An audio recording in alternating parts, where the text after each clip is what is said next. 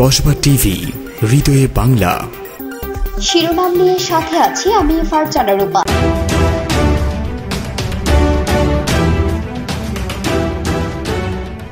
বেগম খালেদা জিয়ার 17তম কারামুক্তি দিবস আজ।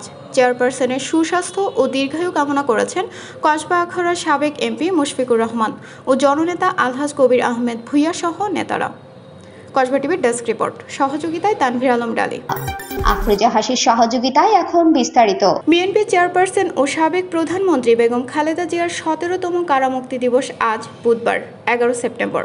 2007 সালের 3 সেপ্টেম্বর তৎকালীন সেনা সমর্থিত তত্ত্বাবধায়ক সরকার ক্যান্টনমেন্টের মইনুল রোডের বাড়ি থেকে সাবেক প্রধানমন্ত্রী খালেদা জিয়াকে গ্রেফতার করে। পরে 2008 সালের 11 সেপ্টেম্বর তাকে মুক্তি দেওয়া হয়। এরপর থেকে দলীয় প্রধানের মুক্তির এই দিনটিকে বিএনপি কারামুক্তি দিবস হিসেবে পালন করে আসছে। 2007 সালে খালেদা জিয়াকে গ্রেফতার করার পর আদালত তার জামিন না মঞ্জুর করলে সংসদ ভবন এলাকার একটি বাড়িকে সাবজেল ঘোষণা করে তাকে সেখানে রাখা হয়। এরপর 2008 সালের 11 সেপ্টেম্বর খালেদা জিয়া মুক্তি পান। দুর্নীতির 2 মামলায় 17 বছর দণ্ডিত হয়ে বিএনপির চেয়ারপারসন খালেদা জিয়া নিজের একাদশ এবং দ্বাদশ কারামুক্তি দিবসেও কারাগারেই ছিলেন।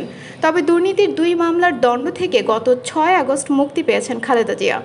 রাষ্ট্রপতি সাংবিধানিক ক্ষমতা বলে খালেদা জিয়াকে মুক্তি দেন। মুক্তি পাওয়ার পর তিনি এখন গুলশানের বাসা ফিরোজায় মানসিকভাবে স্বস্তিতে দিন কাটাচ্ছেন এবং আগের চেয়ে ভালো আছেন বলে সংশ্লিষ্ট সূত্র জানায়। প্রসঙ্গত, জিয়া অরফানেজ ট্রাস্ট ও জিয়া চ্যারিটেবল ট্রাস্ট দুর্নীতির মামলায় 2018 সালের 8 ফেব্রুয়ারি কারাবন্দী হন তিনি। এদিকে বিএনপি চেয়ারপারসন খালেদা জিয়ার বিরুদ্ধে করা হত্যা, নাশকতা এবং রাষ্ট্রদ্রোহ সহ 11 মামলার শুনানির তারিখ ফের পিছিয়েছে। সোমবার ঢাকার মহানগর দায়রা জজ মোহাম্মদ আশ-শামস জগলুল হোসেন আগামী 31 অক্টোবর শুনানির দিন ঠিক করেছেন। খালেদা জিয়ার আইনজীবী সৈয়দ মোহাম্মদ জয়নুল আবেদিন মেজবা জানান, প্রত্যেকটি মামলা বাতিলের জন্য হাইকোর্টে আবেদন করা হয়েছে, কিন্তু হাইকোর্টে এখনও আবেদনগুলোর শুনানি হয়নি। তাই আমরা হাইকোর্টের আদেশ দাখিলের জন্য সময় চেয়েছি। এ প্রেক্ষিতে বিচারক আগামী 31 অক্টোবর শুনানির দিন দিয়েছেন।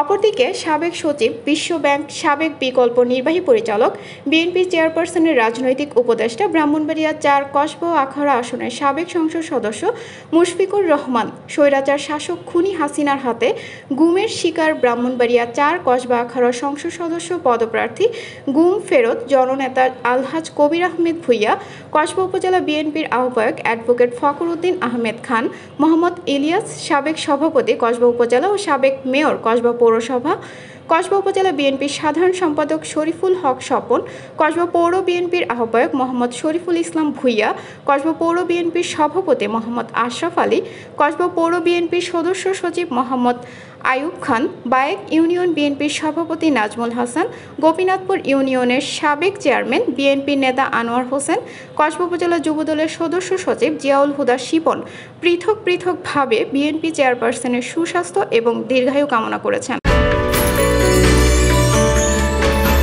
কসবা টিভির সংবাদের সাথে থাকার জন্য ধন্যবাদ জানাচ্ছি। পরবর্তী সংবাদ পেতে আমাদের চ্যানেলটি সাবস্ক্রাইব করে রাখুন।